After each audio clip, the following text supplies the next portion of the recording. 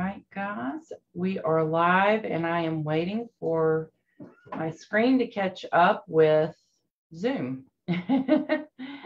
All right, now I can see everybody's comments and things, hopefully.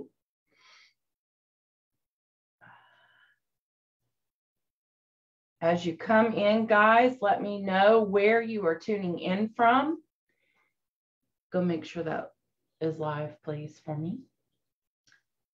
Looks like we're live, but there is a delay with Zoom speaking to Facebook tonight. I'm not sure if that's going to continue all night. If you guys would go ahead, like, heart, comment, let me know that you are seeing this so I will know to go ahead and get started.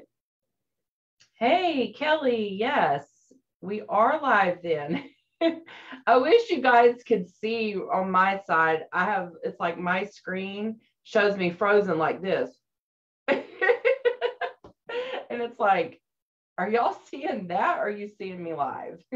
We're good. Okay. Dwayne says that's not what y'all are seeing. Okay. Then I'll ignore what I'm seeing. All right, guys, tonight. Are you trying to show the screen? No, it was freezing on me, honey. Okay. You know me. I am not the tech girl. Do not call me with a tech question. Half the time, I don't even know how to use my mouse. And I was a successful agent for 20 years, believe it or not. I did buck the system a little bit when they brought out AuthentiSign and DocuSign. I was like, I'm not doing that. I'm going to go in person and have them sign the contracts at the kitchen table. And then, of course, Dwayne was like, quicker, easier way, tech. Yeah, he jumped right on board with it. And so now when the new tech comes out, it's like, okay, I'll go ahead and do it because I know I'm going to eventually have to do it anyway, right? So, of course, now I'm learning Zoom and how to connect all that with Facebook. So this is always a fun time when I'm doing training. So as you guys come in, let me know where you're coming in from. Excuse my throat. I've been dealing with allergies and I got a little bit of a scratchiness. So hopefully that won't bug you too much tonight because I am sharing 7 steps to winning listings over other agents. So ways that you can get the listings. You know, with inventory being so low right now, every opportunity that you get to speak with the seller and to get a listing, you need to make sure you are maximizing your efforts. You know, used to be, there was a statistic that you want to be the firstborn child, the second spouse, and the third realtor. Because normally when a listing, when a seller who's wanting to list their property is shopping around for an agent, they're going to interview a couple of people, right? They're going to interview 2 or 3 agents. And that's where the joke came in. You know, you want to be the third agent because at that point, they've heard what the other 2 have to say. You're sitting right there in front of them. They're done. They're ready to get started. And so you've got a greater opportunity of closing that deal with them than the other 2 agents. So I'm going to give you 7 steps that you can apply in your real estate business to where you land every single listing appointment you get from the telephone or email or text message, however you're communicating with your client, all the way to the closing table. So as you guys come in, please let me know where you're tuning in from. Maybe tell me a little bit about you, how long you've been in the business, maybe how many closings you did this month. Let's celebrate your closings with you. Just whatever you want to share with me in the comments. I do go back and I read these later. I do respond to the questions later, but because of time, I like to keep things moving. And so with that said, hey, Kelly, hey, Kimber, hey, Joel, nice of you guys to join in. I'm just going to go ahead and get started. We're going to jump in here and I'm going to share my screen with you. All right, and hopefully all of that goes well. My handy dandy assistant in there, Dwayne, hopefully is going to let me know if you guys do not see this screen. I like to have my thumbnails up there just so I can remember what's coming next because I do spend a lot of time on these presentations. I did actually have somebody ask me a couple weeks ago if I would share these PowerPoints. We actually only share the PowerPoints with our students upon request. There is a link in our course where we have uploaded some of our more popular trainings. This one, I have a feeling it's going to be one of those, so we will upload that as well. So without further ado, 7 keys to getting sellers to list with you instead of another agent.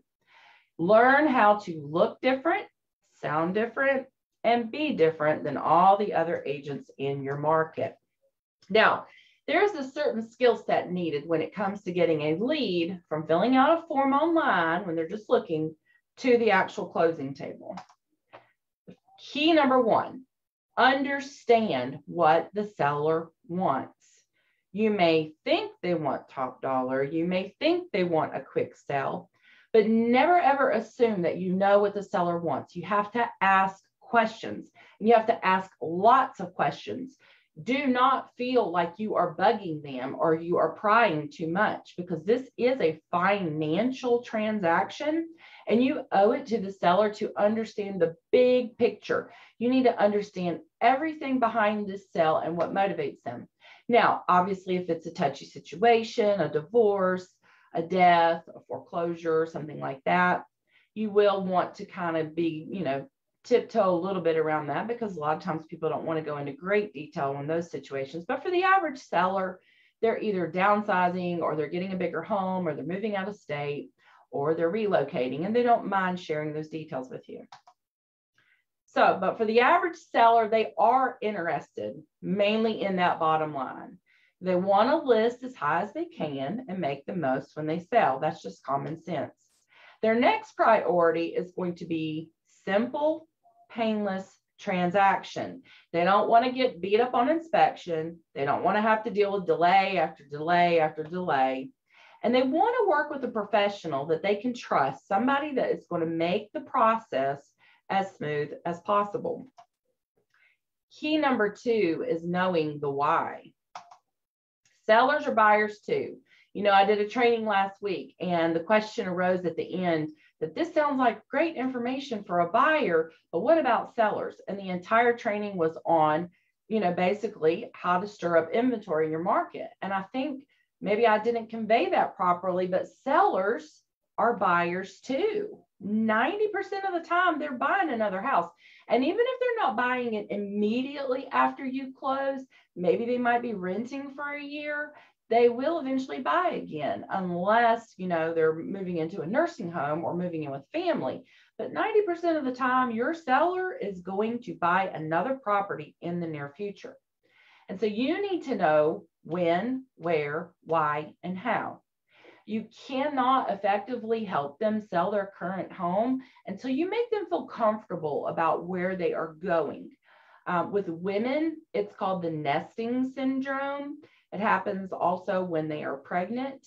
They want to know, as a mama bird, where their little chicklings are going to be. Where is their nest? It's called the nesting syndrome. Look it up if you don't believe me. There's psychology behind it. Women are less likely to jump into selling their home unless they know where they're going. They need to see a floor plan. They need to see a lot. They need to see the house. They need to see something that they can envision themselves living in. Now, why is the seller wanting to sell? This is so key. Now, I've got a couple examples here. Maybe they want less maintenance. Maybe they want to move away from the city and live in a cabin and be somewhere secluded. My dad talks about doing that all the time. He'd love to live in a cabin in Montana. Maybe it's a job transfer. That's a big one. A lot of people are transferring for jobs, especially now that COVID's kind of stirred up our economy and caused people to lose their jobs, and even caused people to kind of look into their other options because of how things are. And then you've got warmer climate, people who want to move to the beach. They want to move south. They want somewhere where they don't have to shovel snow anymore or put chains on their tires. You know what I'm saying, for you guys who live up north? Or maybe they have a growing family. Maybe they're in a 2-bedroom, 1-bath condo and they want a 3-bedroom, 2-bath house. Or maybe they want to live on a farm. I've had a lot of clients throughout the years reach out to me and say, hey, I want some acreage. I want horses. I want cows. I want chickens, pigs. I want a little farm. That's a real request, guys. But there's psychology behind moving. You see, as humans, we don't make major moves or decisions unless we feel something associated with that, unless we feel that it's going to make our life better somehow. You see, they're looking for a feeling tied to the decision. They may not even realize that. And so here, I'm going to give you a few examples. I would be happier in a bigger house. I would enjoy having a larger backyard. It would feel great to pay off debt and lower my monthly outgo. Wouldn't it be fabulous to have a pool in the backyard? We could travel more. Now, if somebody says they want to travel more, that's not the feeling, but you got to go a little deeper. What's the feeling that they're going after? They're downsizing their house to a smaller place with less maintenance, lower bills, so they can travel more. What's the feeling that they're going after? They're going after the feeling of time freedom and enjoying themselves and exploring the world. See, everything goes back to a feeling. That's why people buy and sell property. Another example, we could have children in a bigger place. That feeling is family, love, closeness. We could spend more time together if we moved closer to work. They want that feeling of being together, that the love and connection of being with their spouse and their kids. Or in this case, an older couple, my knees and back would hurt less if we downsize to a one-level home. Now, this is a physical feeling. They are trying to avoid pain.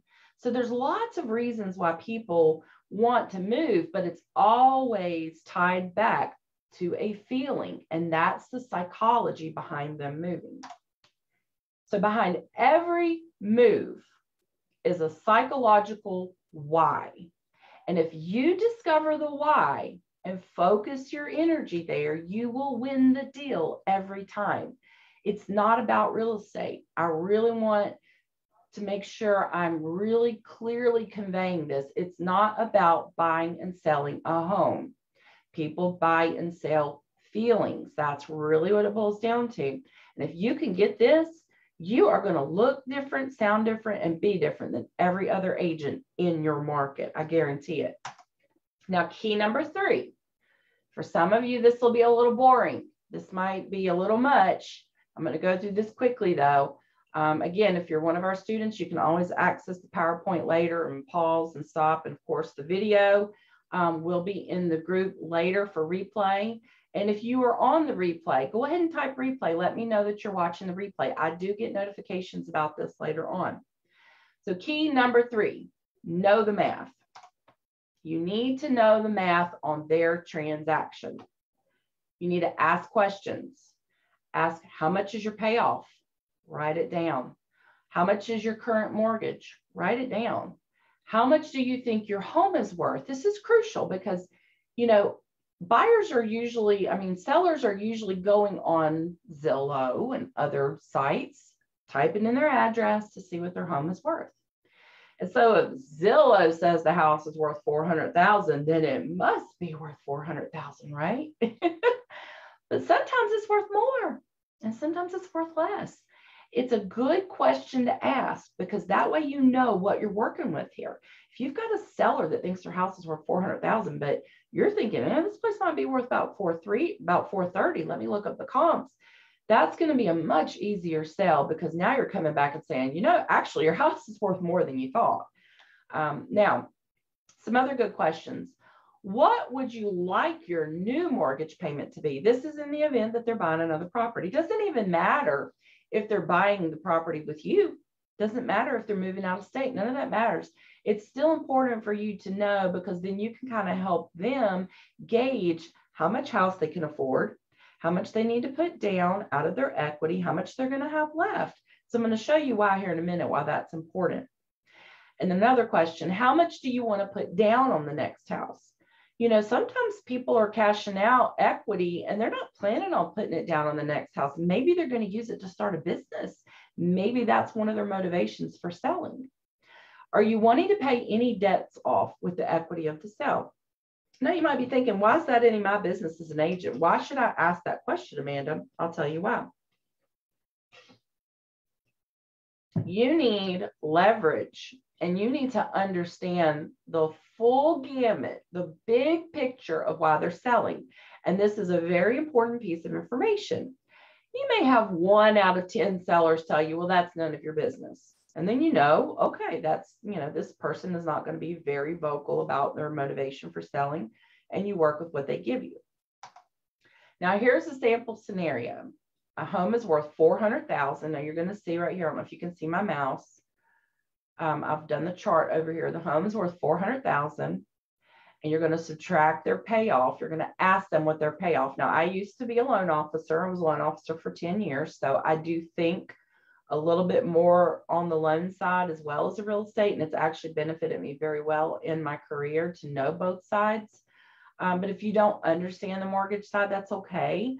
Just make sure you've got a really good working relationship with your loan officer, and you can ask lots of questions. But typically, I'm going to add 1 month's payment to what they say their payoff is, come up with their payoff. And then you're going to come up with their gross net. And then obviously subtract real estate commissions, whatever that may be. I use 6% in this scenario. And then you're going to get their net. Now, in this scenario, they're going to pay off $57,000 worth of debt, which includes $22,000 for a car, $10,000 for credit cards, $25,000 in student loans. And so their total monthly payments between the car, the credit cards, and the student loans is roughly $800 a month. And now their current mortgage is $15, $12, and 17 cents. But they want to keep their new mortgage payment at $1,500 or less per month, and they want to avoid PMI by putting down at least 20% on a new home. Now, what I've done over here is I've come up with a scenario, and this is why you need to know the math, because this is going to be your sales points. And plus, you don't want to show them $500,000 properties if that's not going to accomplish their goals, because then they're going to be frustrated and disappointed after you showed them 50 properties and put in 4 multiple offer situations, only to find out that their mortgage payment is going to be $2,000 a month, and they say no thanks, and they end the whole deal. So you need to know this stuff going into it. I know a lot of you are probably already doing this, and maybe not this in depth, but for those of you who are not, you really need to know your math. And so let's just say in this case, the home is $427,500. And they say, you know what, Amanda, we're paying off all of our debts. We don't want to lose any more of our equity that we've built up over the years. We're going to put the remaining equity down on the new house so we get that principal balance down as close to what we used to owe as possible. And so in this case, they're putting down $139,000, and their new mortgage is $288,500. So I base this off of a 3% interest rate on a 30-year fixed note. And I based the taxes and insurance off of industry standard. And we came up with a payment of $14.9967. You say, well, that's great. What does all this mean? Well, what this means is you can go back to the seller and say, hey, guys, I can help you accomplish your goals of paying off all of your debt, putting down as much as your equity on your new home, avoiding PMI, keeping your payment at or below $1,500 a month. And this is all, of course, based on the current interest rate of 3%. And all we have to do is look at homes around that $427,500 price point. Doesn't that sound great, guys? That's within reach, right? Yes, absolutely. Now, for those of you who want to calculate this on your own, I've got a link right here, mortgagecalculator.org. You can go in and you can plug in the amount of the property, how much down, the interest rate, terms, and all that, and it will spit out a payment for you.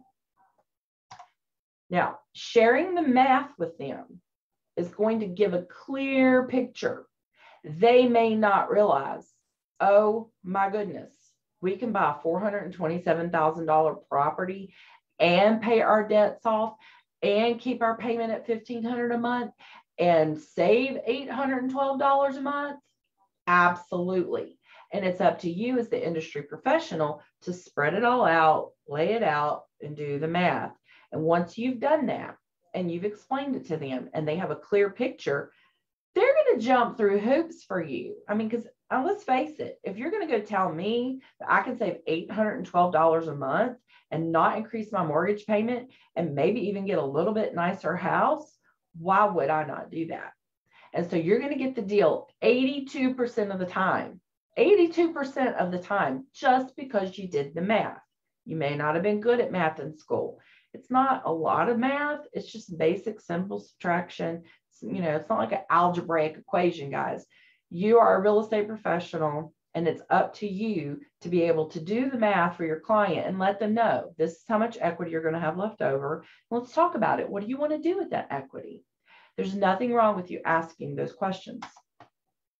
Now, if you like what you're hearing so far and you'd like to get more information on a client acquisition system that gives you all the ad copy and images to attract listing clients, comment "show me" in the comment section while I take a drink of water.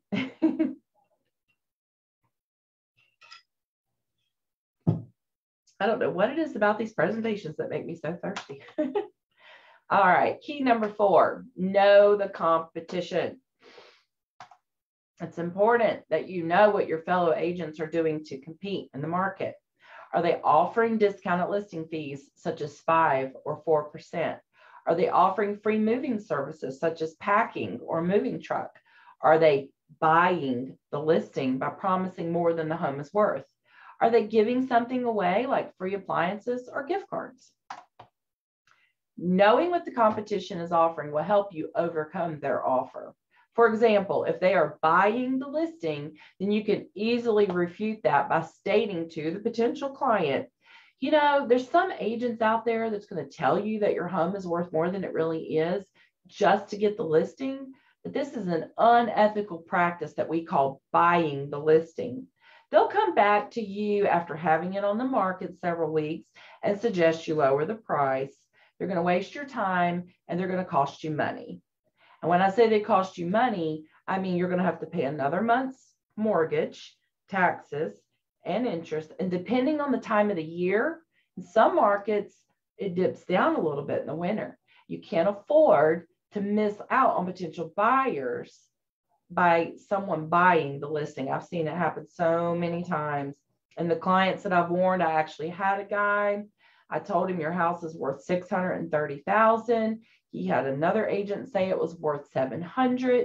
He listed with her, and 30 days later, he contacts me back and he goes, "Hey, what do you think my house is worth?" I looked it up. It had actually dropped in value. It was actually worth $620 at that point. The comps were showing $620.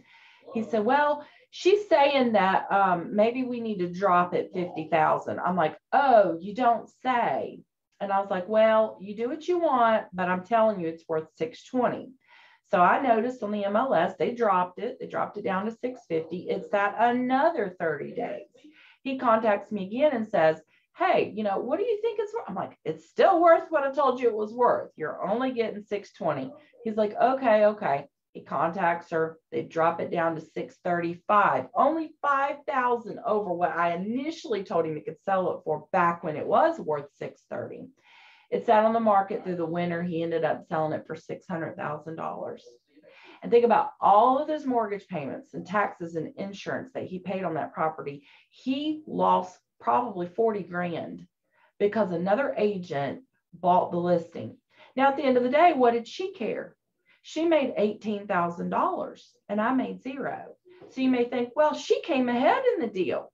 Yeah, maybe she did on that transaction, but at the end of the day, do you feel good shortchanging clients 30 to 40 grand?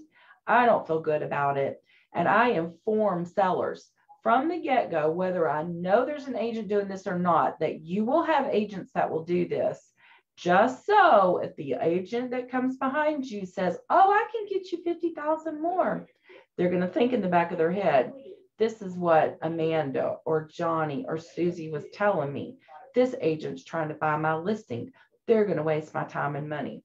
And so it's up to you to know what's happening in your market so you can refute it when you go on these listing appointments or when you're having your initial conversations with sellers.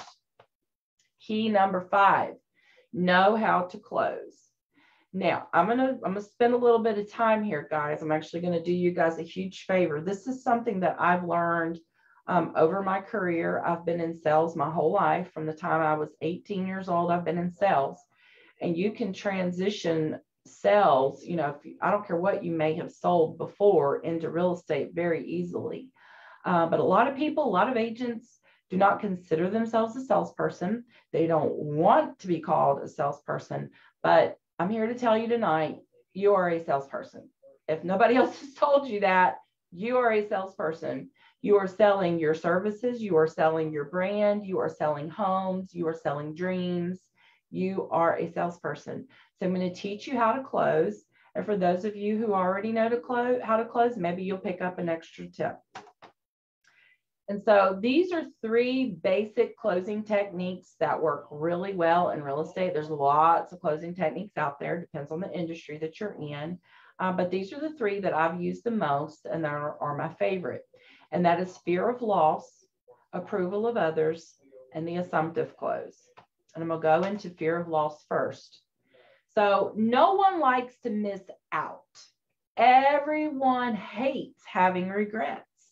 How many times have you showed a buyer the very first house and they're like, oh my gosh, this is a perfect house. Oh, it's everything we wanted, Tim. Should we put in an offer? And Tim's like, no, Betty, let's look at some more houses before we make a decision. And you're telling them, Tim, Betty, you need to snatch this house up. You're not going to find a better deal than this.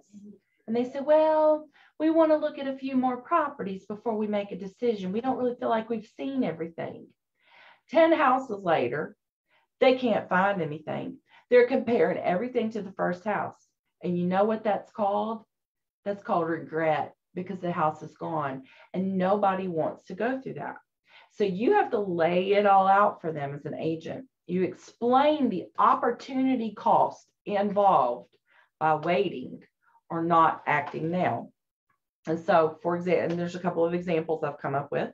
Mr. Jones, by waiting to list your home, you run the risk that if the market crashes, because we know it's coming any day now, you won't get top dollar. We may be at the peak right now, guys. It may crash tomorrow. It may crash next year. We have been in a seller's market for almost a decade now. This started back in like 2012 in some markets, and we're in 2021. How much longer can prices go up like this? If you go back and you look at industry statistics, it's up, it's down, it's up, it's down. It's just like the stock market. And so when it crashes, it's not if, when it crashes, all of these sellers out here who've been waiting to get top dollar suddenly are not getting anything. And so it's up to us to inform them. Here's another scenario. I understand you are concerned you won't find a home, Mrs. Smith, but the longer you wait, the more it will cost you with rising prices. Now, in my market, we're seeing an appreciation of about 15% a year. In fact, I read a report last month, 10% in 1 month. Guys, it's crazy right now. So for somebody to wait, whether they're a buyer or a seller, because like I said, sellers are buyers too, they are literally throwing money out the window in monthly payment and equity. If they wait 1 month to buy a property, and let's say it's in that market, it's an average home price of $300,000. And let's say it is going up 10% a month, that's 30 grand. But even if it was just 10% a year, still $30,000 in potential equity that they would have put in their pocket is gone. And now the properties are $30,000 more. And so if you got an average price of say $5 on your mortgage for every $1,000, that's going to cost them an extra $150 a month on their mortgage payment. And so not only are they going to waste about $1,700 a year, they're throwing away $30,000 in equity. And so it's up to us to explain why it's not a good idea to wait. You have to use the fear of loss close. I know it sounds sneaky, tricky. That's just what it's called. People do not like to lose out. And if you're not explaining it to them, then you're contributing to them losing out on the equity and the lower payments. Because let's face it, no matter what you can buy a house for today, when you close on a 30-year fixed note, that payment cannot go up. It's done. It's locked in. So you're doing them a huge favor by letting them, getting them out there now. So this, I'm talking about sellers who are buying. So don't think that I'm switching to buyers only. I'm talking about getting them to let go of the house they're in and go buy another house, even though it's a little more than what they thought, because ultimately at the end of the day, they've got a reason why they're wanting to sell. Now, approval of others close. Now, this one's pretty simple. They're trying to keep up with the Joneses. A lot of people do things through a filter of, well, what will other people think of me? They want their friends and family to think they're smart, financially secure, and even savvy. Statements like your friends and family will love your new place with this open concept for entertaining. Oh my gosh, and that backyard is so fabulous. I can just see you out here having like barbecues and hanging out with your friends and your family. I know you can't wait to sell your current home so you can get moving over into that new house. Approval of others. The assumptive close. This close requires a little more skill and a lot more guts. I pull this one out when I'm dealing with a hardball client. Go through the entire process with the thought process. They want me to list their house, or they want me to use them as their agent. This will come across in your language and most people will not dispute it. So say things like, would it be better for me to send my photographer out next Saturday or the following Saturday? So you're assuming they want to list with you. You didn't ask, okay, so do you want to list with me? No, you just assume they do. And now you're moving on to the photography, setting that up. Here's another example. Would you prefer to close at the end of May or the end of June? Now, the reason you'd ask that question is you're trying to determine, when you should list, because if you're in a hot market like most people are, it's gonna sell within 24 hours. So you want to time it. Maybe they don't want to close right away. And so again, assumptive close. Now, if you like what you're hearing so far and you'd like to get more information on a client acquisition system that gives you all the ad copy and images to attract listing clients, comment below, show me in the comments while I take a sip of water.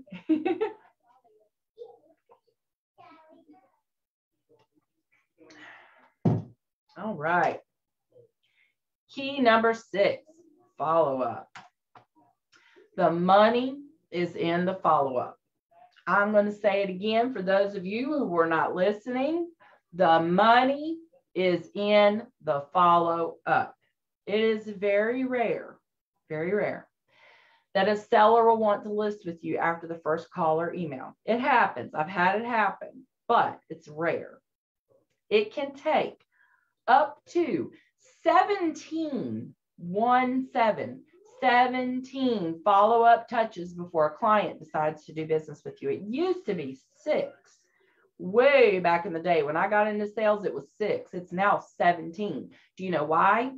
Because everybody is tuning everything out. They're getting ads left and right. Facebook, Instagram, Twitter, YouTube, on TV, on the radio, everywhere. They're just bombarded with ads. The back of the buggy in the grocery store, the billboards, everywhere they go. People driving down the road now with cars wrapped with ads. And so their brain is tuning it out. They tune out salespeople, they tune out ads, they tune it out. And so it may take up to 17 touches before somebody decides to do business with you. Now, here's some crazy statistics. 46% of agents do not call a potential client more than once. Now, some of you are paying for ads. You're buying ads from Zillow, Realtor.com. I don't know who you're using, OpCity. I don't know what you're doing, but you're spending money one way or another on your leads. And if you're only calling them once, you might as well go in your backyard and burn money. I'm just saying. 68% of agents do not call a potential client more than twice.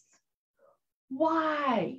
Why would you spend money on leads and only call them once or twice? Again, you might as well go in your backyard and burn money.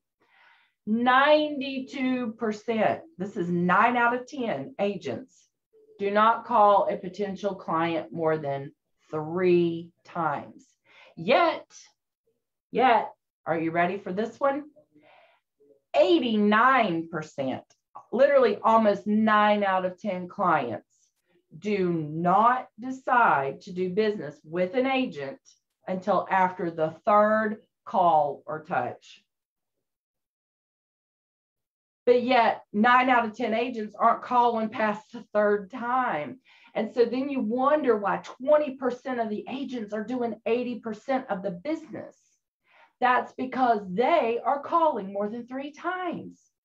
The money is in the follow-up. If you get nothing else from this training tonight, understand the money is in the follow-up.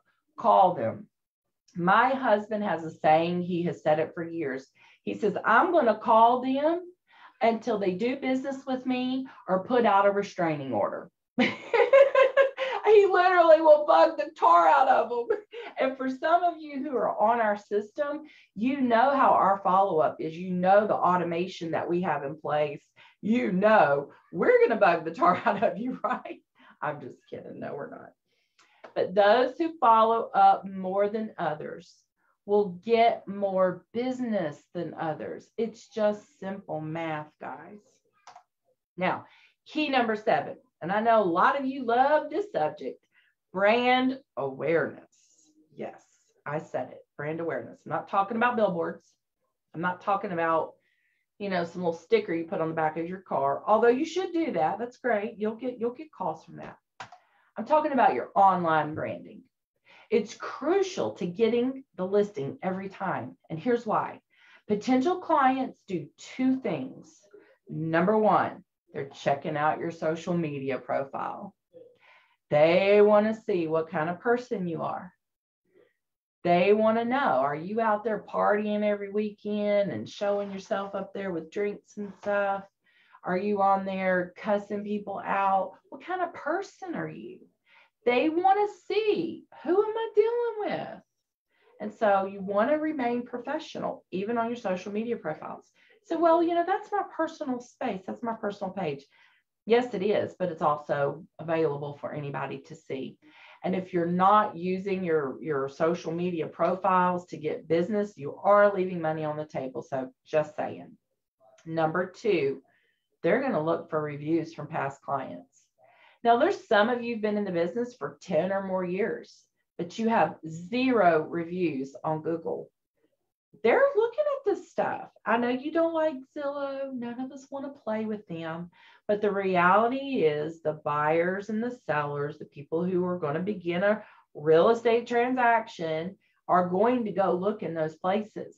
And if they see your name on the side and it says your name with 5 stars and 20 or more reviews, that's going to get their attention.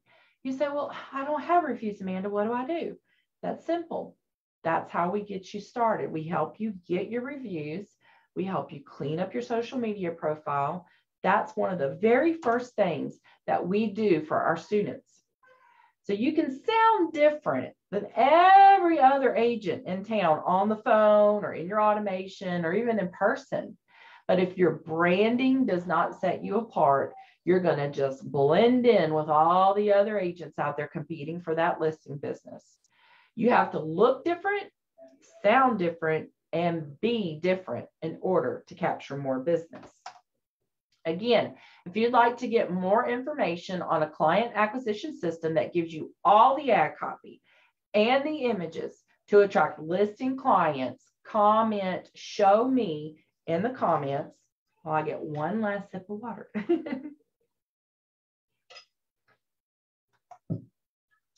Now, before we wrap up tonight, I'd like to leave you one more tip on getting the listing every time. Remember, sellers are people too. They have hopes, dreams, and goals. These goals are different than yours. You may think they want to sell quick and for top dollar, and they might, but they might actually love the house they're in, and they're kind of on the fence about selling. Be personable and listen. Whether they list now or later, if you take the time to listen to their needs and concerns and not focus on your timeline, they will come back to you when they are ready to sell, and they'll give you referrals. Finally, if you like what you've heard tonight and you'd like to get more information on a client acquisition system that, again, gives you all the ad copy and the images, and not only that, guys, we actually help you sort through them and kick out the looky-loos and the tire kickers and the people with bad credit and the people who aren't buying. We help you weed through that. And you want to attract more listing clients. Go ahead, don't be afraid, comment, show me in the comments. And I will have a member of my team, maybe even Dwayne or myself, if we have time, will reach out to you and set up a time for you to have a 15-minute conversation about your real estate business, absolutely free, so we can find out where you're at, where you want to be, and what your goals are for 2021 in the future, and how we can help you accomplish those goals. Guys, thank you for listening and tuning in tonight. For those of you who watch the replay, do not forget to type replay. Also, guys, if you have any questions, feel free to go ahead and comment in the comment section. Dwayne and myself both look at those frequently, even days after. So even if it's a month after or a year after you're watching this, go ahead and comment. We will get notified. We will answer your questions. We want to help you guys be successful in any way, shape, and form that you can in real estate. And we'd love to see you hit all of your goals and go to the next level this year. So guys, again, thank you and have a blessed evening.